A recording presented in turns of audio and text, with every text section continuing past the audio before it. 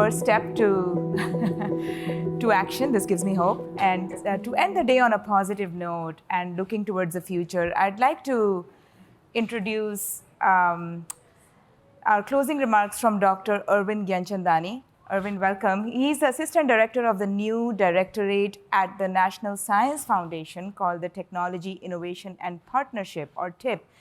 And he comes from a lot of experience in academia and a deep understanding of public-private partnerships. And Arvind's going to talk about some of the initiatives that are already underway at the NSF so that we can build upon what we can do next in the cocktail hour. But since it's a hopeful note, it reduces some of the pain of being the man standing between the cocktail hour and this crowd. Thank you. Welcome. All right. Well, so good afternoon, everybody. Oh, come on. Good afternoon, everybody. There we go. If I'm gonna be the person that stands between you and cocktail hour, we have to make this a little bit lively along the way. So as you heard, my name is Arvind Gyanchandani, and I have the pleasure of serving as the Assistant Director for Technology, Innovation, and Partnerships at the National Science Foundation. So how many of you have heard of the National Science Foundation? Okay, that's great. Excellent. How many of you have heard of the new directorate at the National Science Foundation? Okay, fewer hands. That's kind of what I expected. So I am delighted to be here with you, and I'm delighted to be able to say a few words today about how we at the National Science Foundation, I think, intersect with the agenda and the discussions that you all have been working through over the course of the day today. In fact, I unfortunately couldn't be here for much of the conversation today because of some standing meetings at NSF that we had this morning and into the early afternoon. But I did peruse the agenda, I heard a little bit about it, and I will tell you that there is a lot of intersectionality between the topics that you've been discussing around IP, thinking through trade policies, thinking through a whole host of issues that I think ultimately intersect with NSF, particularly as we strive to build out public and private partnerships into the future. Now, I know I saw a lot of hands raised, but for those of you who maybe don't know NSF, the National Science Foundation is a nearly $9 billion independent federal agency. We've been around since 1950. Congress, in fact, chartered NSF as this independent federal agency to really support the frontiers of science and engineering, really every aspect of scientific discovery, technological innovation, and education as well. And I sometimes like to joke, we cover pretty much the entire waterfront except medical research, which tends to be the purview of NIH, big organization up the street from us, although we do partner with NIH as well. And we do this mostly through grants, cooperative agreements that we make to academic institutions, some to small businesses, some to startups as well. And we do this in large part because we want to be sure that the US remains a global leader when it comes to key economic sectors like artificial intelligence, advanced wireless, biotechnology, sustainable materials, semiconductors, and microelectronics. And so I'll give you one example. For those of you who are researchers in the room by training, you may have heard of this example. But if we take the AI revolution and where we are today with the AI revolution, right? If you go back to the 1980s and 1990s, that's really the genesis of the AI revolution that we talk about today. And so, for example, when you go home tonight and you log on to your favorite streaming service, pick your favorite one, I won't name any, and it recommends the next show that you should watch, right? That is based off of an NSF-funded investment back in the 1980s and 1990s on a technique called collaborative filtering that has now over time been improved and innovated and been adopted by companies in the private sector. And so in many ways, a lot of what NSF has done for 72 years of our existence has been to give rise to these sorts of discoveries, these sorts of innovations that have led to a steady stream of positive impacts on our world, on our society, on how we live, on how we are resilient, and ultimately on the nation's economic competitiveness and national security. But, and I think your discussion today really speaks to this, we can't rest on our laurels. And I would argue that we are witnessing a pivotal moment as we go about our daily lives today. Whether it's climate change or it's equity, which has been made apparent through the pandemic over the course of the last couple of years, the inequities in terms of access to healthcare, access to education, access to broadband connectivity. Whether it be critical infrastructure. We all saw what happened, for example, in Texas last year when a destructive winter storm blew through and knocked the power grid out. Regardless of the societal or economic challenge that we face, and those are just 3 examples, I think at the same time, our nation's leadership in critical technologies is also being challenged, right? So if we look at, for example, where we are in terms of global R&D expenditures, global R&D expenditures have tripled from 2000, when they were around $726 billion, to 2019, when they came in at about $2.4 trillion. Yet the US share of that has gone down. We're at 23% today, and we're outflanked by other countries, including one that you can guess that's at 29% today, right? And that rate of growth in some of the other countries that I speak of is steeper than the rate of growth here in the US in terms of the investments that we're seeing. And so as my director likes to say, while we don't have the top-down structures that certain nations force to get to synergies, what we do have here is an ability to be able to accelerate innovation by synergizing folks' ideas, thoughts, sectors, and by really trying to bring together an intentionality and an intensity. We have an opportunity here in the US to be much more tightly coupled as opposed to loosely connected. And so as we see these sort of challenges that we face, both in terms of societal challenges as well as in terms of key technology areas, we also bear witness to a changing science and engineering enterprise as well. So if I look around at different fields that NSF supports, the pace of discovery and innovation in those fields has dramatically accelerated over the course of the last several decades because of access to unprecedented quantities of data, because of access to sensing, access to analytical capabilities. When you talk to early career researchers, they come to work in science and engineering because they want to have a positive net impact on society with the work that they support.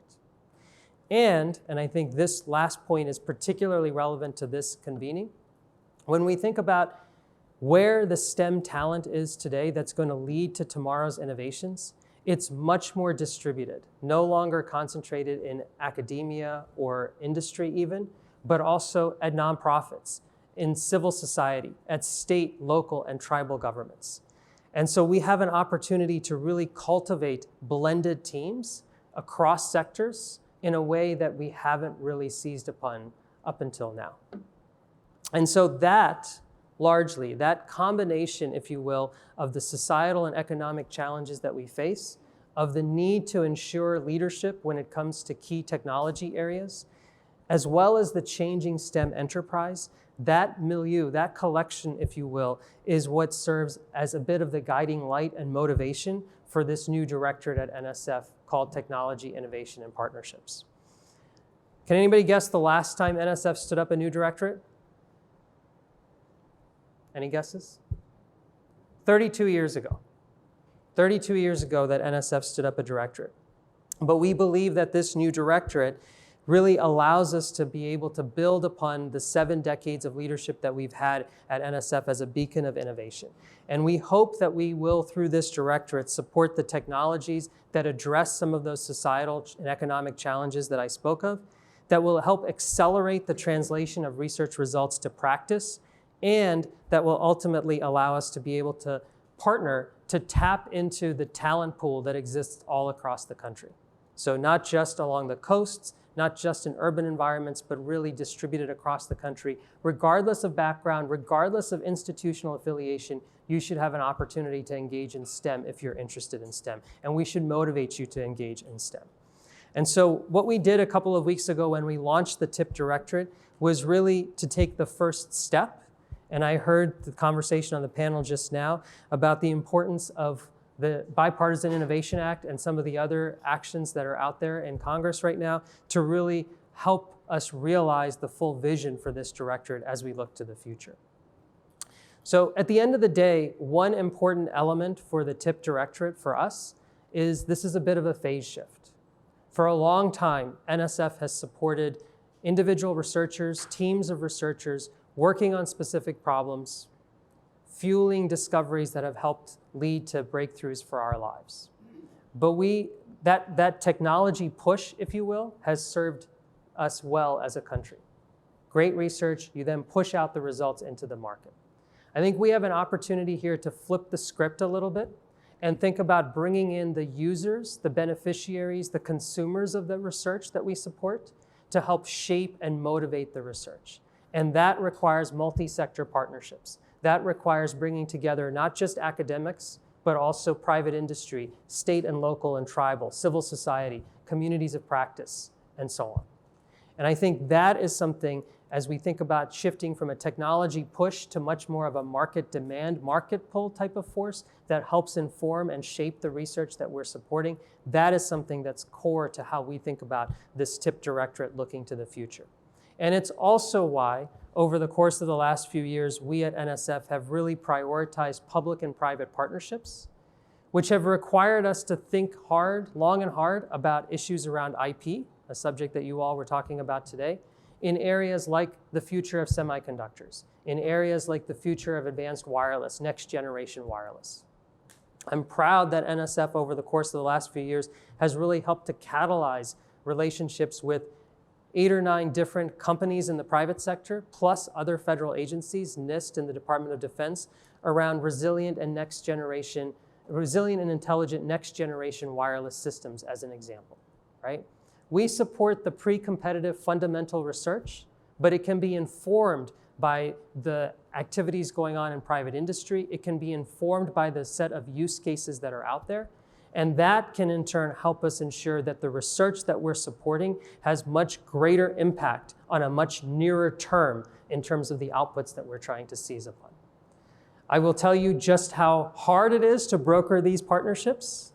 It takes time, it takes effort, it takes relationship building and trust building among those 9 partners, for example, in that wireless space, and the 2 other federal agencies with which we partnered.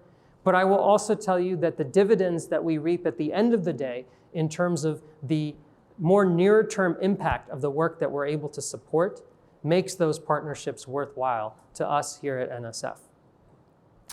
Just a couple of months ago, as another example, we announced a $100 million partnership with Intel Corporation as part of Intel's plans to launch new fab capabilities in the state of Ohio. That funding is to go to research and education activities supporting the next generation of semiconductor design and manufacturing, specifically to try to ensure that the US can maintain its leadership role or regain its leadership role as we look to reshore semiconductor and chip fab here in the US. Now, I know you all spent a good chunk of your time talking about IP. I will just say that that is, of course, a challenge when we think about the public and private partnerships that we build out. But by the same token, I think in terms of the relationships that we've had with a set of stakeholders to build out research activities that are particularly at the pre-competitive stages, we have found much success when we think about trying to provide all of our partners with the same sort of licensing capability that NSF gets as part of the Bayh-Dole Act, for instance. So I hope that as I close, and I know that I stand between you and cocktail hour, I will just say that we at NSF really are keen to try to move the needle when it comes to competitiveness on a number of key technology areas in the context of societal and economic drivers. I always say it's a new day at NSF in many ways, and we're looking forward to trying to partner with the broader ecosystem beyond the traditional academic research community that we've supported to really have the kind of impact that I've described.